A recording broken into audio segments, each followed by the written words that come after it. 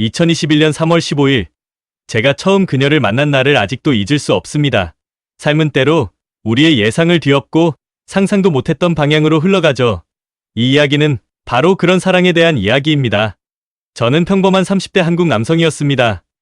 아침엔 출근하고 저녁엔 유튜브를 보며 시간을 보내는 일상이 반복되었죠. 제가 가장 좋아했던 건 유튜버 오킹의 유쾌한 콘텐츠였습니다. 그는 늘 저에게 웃음과 긍정적인 에너지를 주었죠. 2021년 초 회사 프로젝트로 해외 출장을 갔습니다. 그곳에서 저는 그녀, 리사 흑인 여성을 처음 만났습니다. 첫눈에 느껴지는 따뜻함과 환한 미소가 지금도 생생합니다. 리사와 저는 서로 다른 문화와 언어에도 불구하고 깊이 소통하며 사랑에 빠졌습니다. 그녀는 제게 새로운 세계를 열어준 사람이었죠. 그러나 제 주변 사람들의 반응은 달랐습니다. 흑인 여성? 내가 힘들어질 텐데. 아기가 학교에서 흑인이라고 왕따 당할 것 같은데. 서로 문화 차이가 너무 크지 않겠어? 이런 반응들이 제 귀에 들어왔습니다. 하지만 저는 그들의 의견에 흔들리지 않았습니다. 오히려 확신이 들었죠.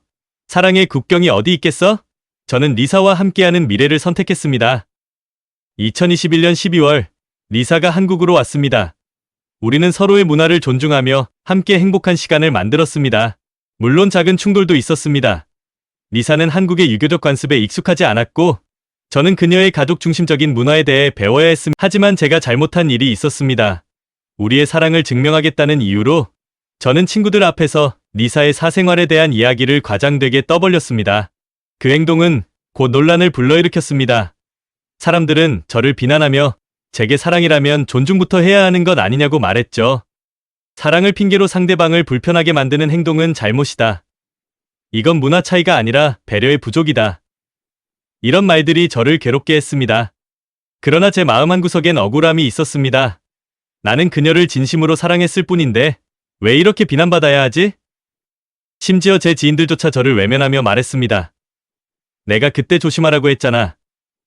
그들은 자신들의 태도에도 잘못이 있었음을 인정하지 않았습니다. 하지만 리사와 저는 서로를 포기하지 않았습니다. 그녀는 제게 말했죠.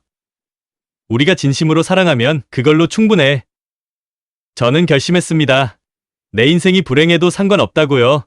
그녀와 함께라면 그것만으로 충분히 행복하니까요.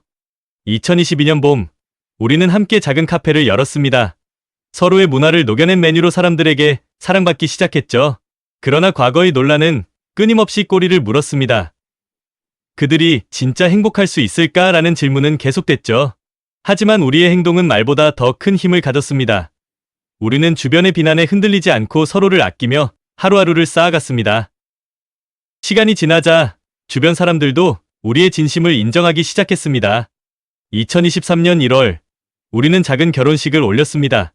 각자 다른 문화에서 온 친구들이 함께 축하해 주었죠. 사랑은 국경도 문화도 뛰어넘는다는 걸 우리는 보여주었습니다. 여러분은 어떻게 생각하시나요? 우리의 이야기는 단순한 사랑 이야기가 아닌 삶과 문화의 교차점에 관한 것입니다.